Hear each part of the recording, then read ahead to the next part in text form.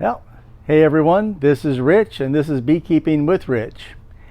And today we're going to go into my special hives. I'm going to show you how to assemble one of my hives that I've designed down here for South Florida.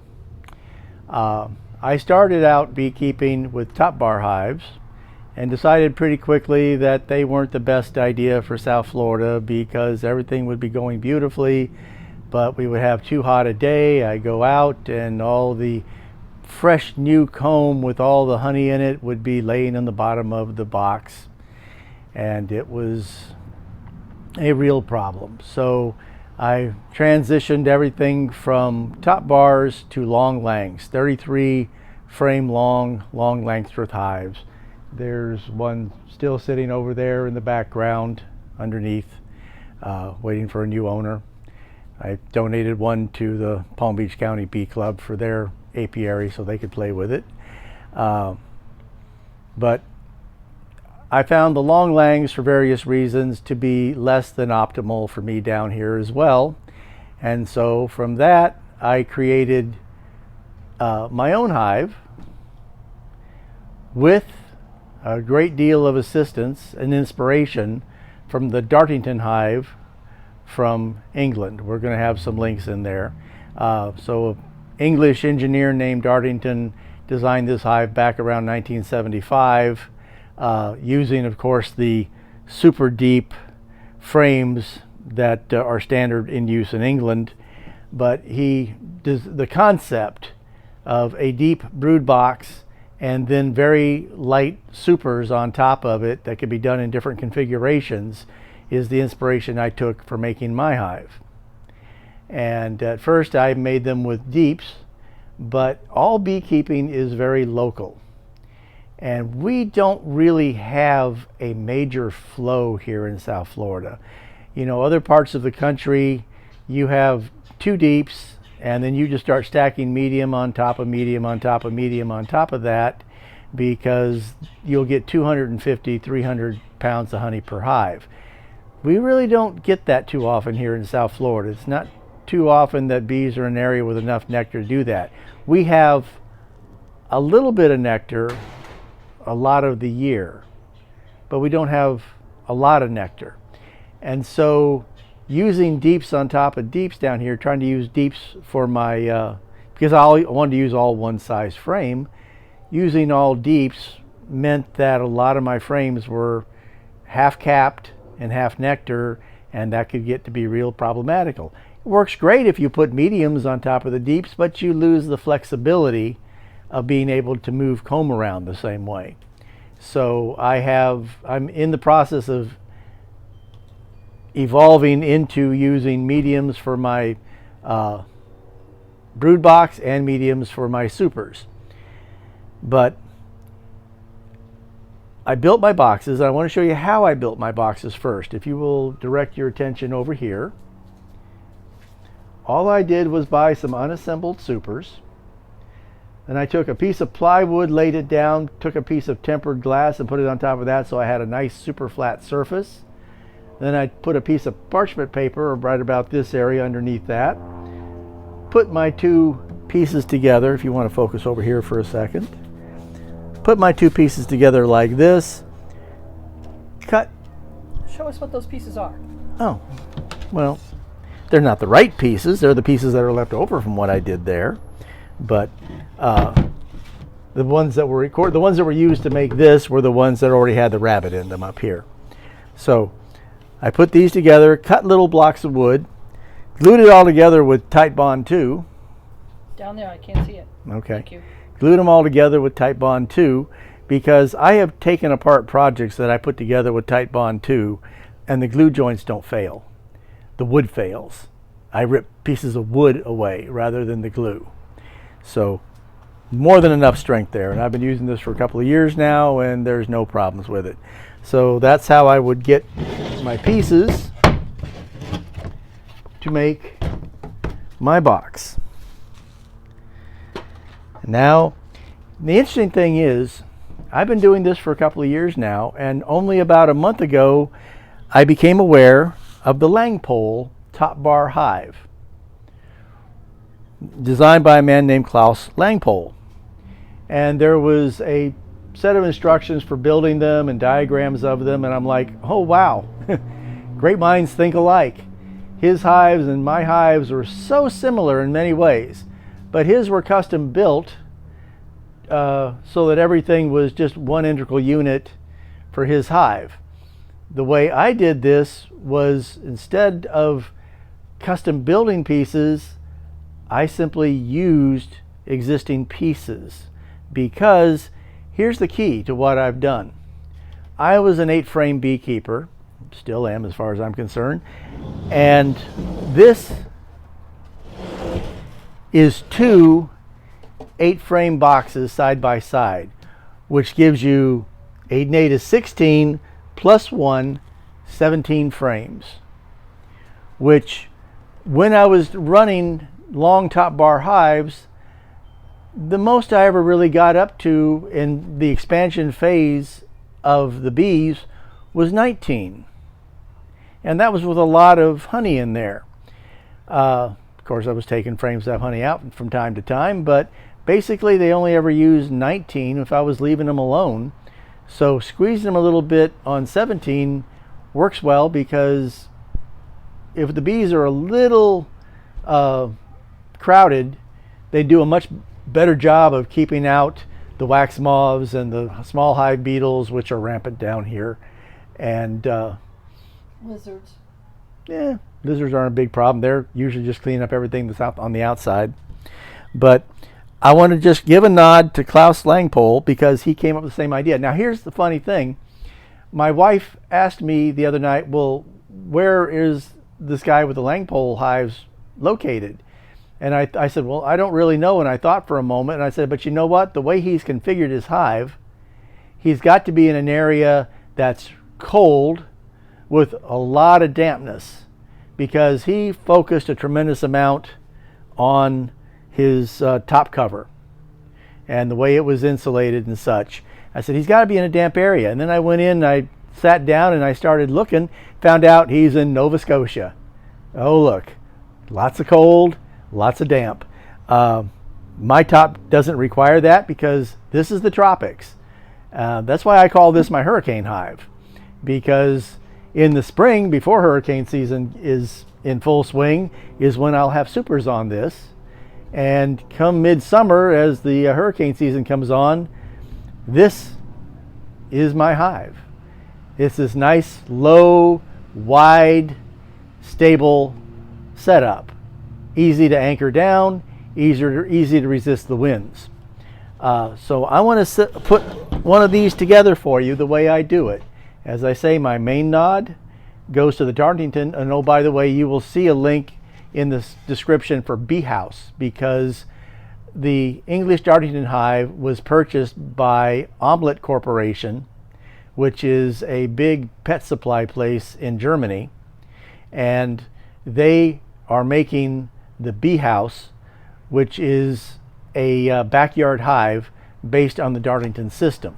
A few modifications. He was a consultant with them on it, but you won't find Dartingtons for sale today. You will find the Beehaus. But here we go. Instead of everything being purpose built, I used existing equipment, so that if I ever decide this doesn't work, it can all get torn down and I just go back to being an 8-frame beekeeper. But I don't happen, now this is South Florida, so everything we do down here is pretty much done with screen bottom boards and IPM boards for the month and a half out of the year, when it's actually cool enough to maybe want to give them a little extra blanket at night. That's more than enough right there, but most of the time it's just a screen bottom board. I don't happen to have 2 extras right now, so you'll have to use your imagination. And we'll use... Can you build it over there? Thank you.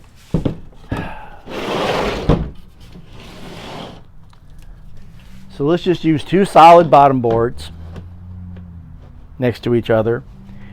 And the next thing, and as far as I'm concerned, the most important thing, hey, if you don't even make any of these, but if you go, oh, hey, I want to check out slatted racks, Beekeeping in South Florida is a very hot affair.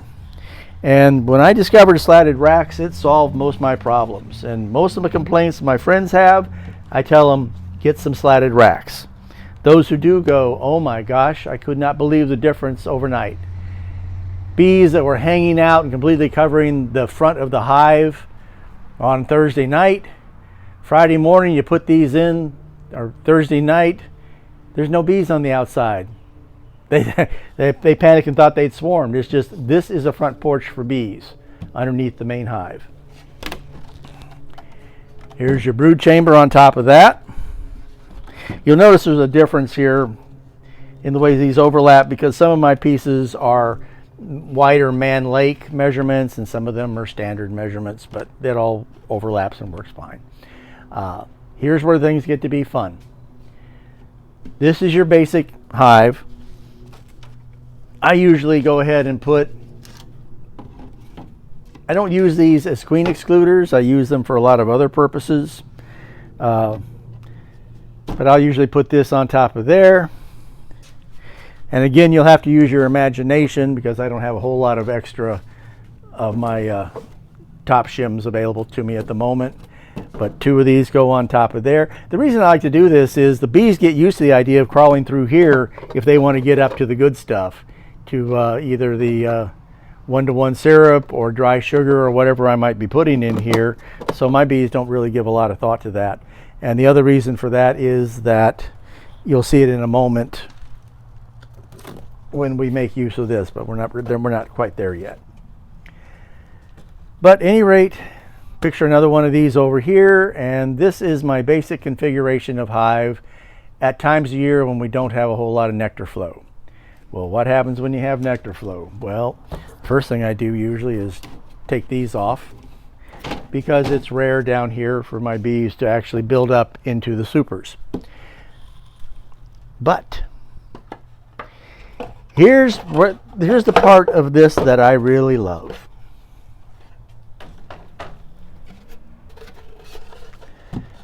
Your supers can be 2 8-frame mediums,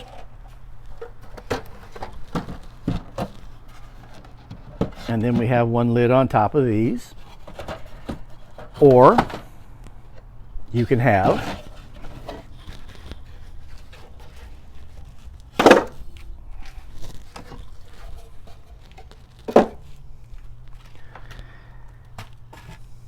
three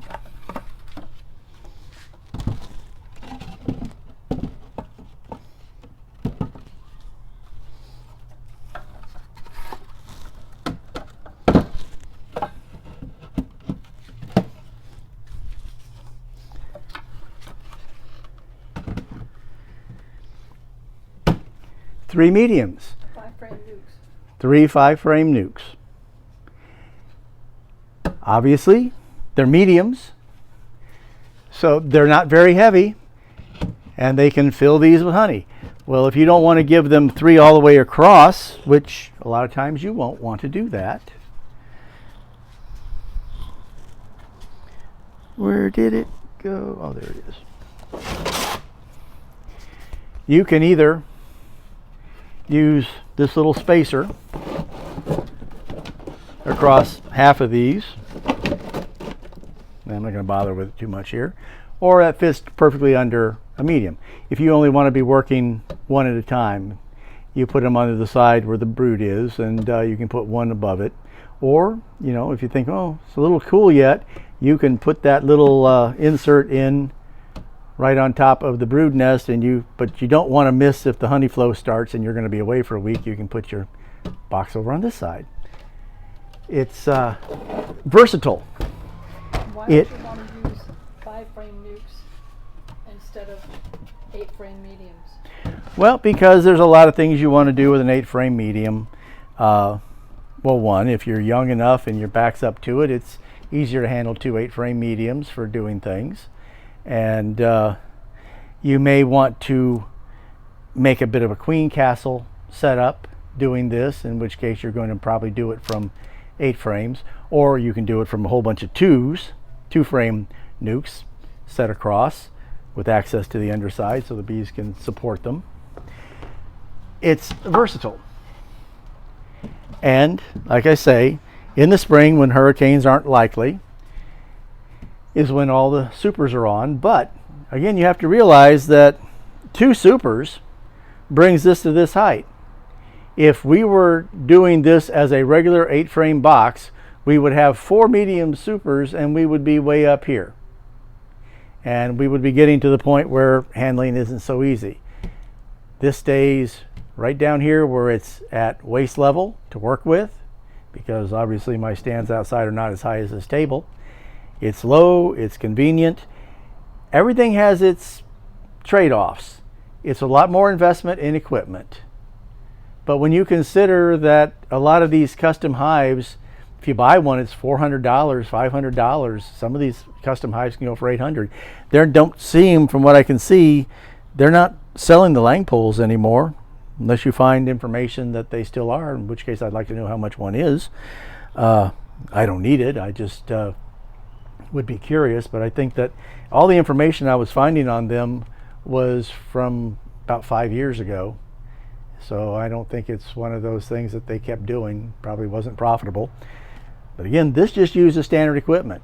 So, I don't want to do this anymore. Okay, no problem. You got 8-frame bottom boards. You got 8-frame slatted racks. These can even be cut down, a board slapped across them, and you're going back to having a couple more boxes out of these, and all these other boxes are all useful anyway. It's versatile, and it's not limiting that way. It's limiting in the sense that, again, everything in beekeeping is a trade-off. These are not that easily moved. You need a second person to help you, because it's just kind of awkward this way for one person to grab it, but you can. But the supers weigh less. But the supers weigh a lot less, and you can use 1 super, 2 supers, or 3 supers. You can block off what you don't want to use. You don't have to have all that open all the time. You can't super a top bar. Yes, you can. I supered my top bars, and if mine had been designed to be supered, it would have been better. But still, top bars down here, it's a little hot in the summertime for them, I think, because the combs just kept wanting to fall off. And it wasn't like I was handling them. It's just you'd open it up and you'd go, oh, wow, that's a mess. But if you are going to use top bars, then I would definitely use top bars that use the same width as a standard Langstroth frame, which I didn't do. Mine were narrower. But that's neither here nor there. This is my setup. This is what you see over my shoulder when we do a video in the bee yard. The bees come in the bottom. They can hang out. They come up in the middle. They do their work. You can close this one side off if you want and use the other side. I have a hive out there. The one on the left, number 1, only has about 9 frames of bees in it right now. There's a follower board in there, and there's a few frames sitting over here just in case they surprise me and slip underneath there and start wanting to build comb. I'll give them something to build it in. But right now, this time of year, there's a follower board on there keeping everything nice and snug. Number 2 has a follower board with about 4 frames out from behind it. Number 3 has a mother-daughter queen situation, so they're chock-a-block from one side to the other. And if you go, oh, never heard of that, well, look it up. And if you're looking at older information that says, oh, that's kind of uncommon, well, not here in Florida. It isn't that uncommon. They were recently doing a study at the University of Florida in which they had tagged a whole bunch of bees for different purposes. And the day came when they froze 10 hives.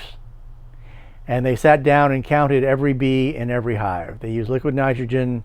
They destroyed every hive. They wanted to study drift, among other things. They wanted to see how many bees with different colors were in the different hives.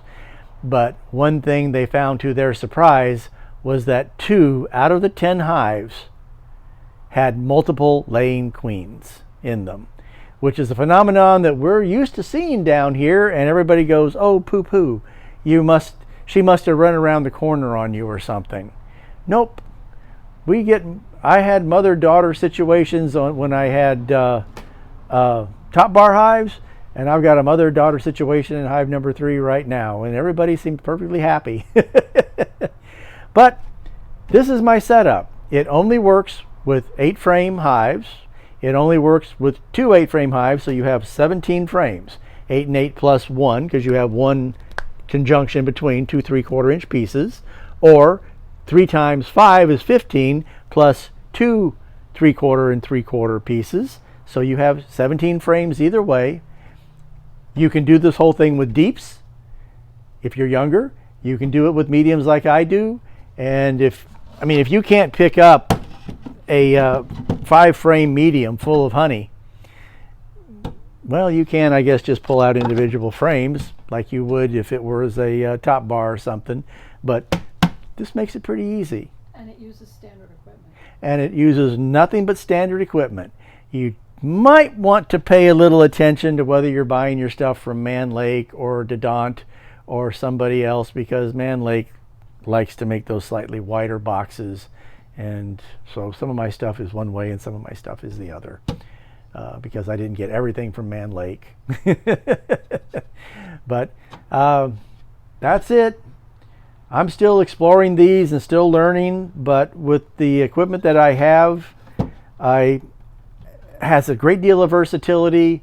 I've yet to find anything that I needed to do that I couldn't do with this, other than, I guess, the split method where you leave the queen here and move, or rather you take the queen and leave her over there, and you leave the other box here. But bloop, bloop, bloop.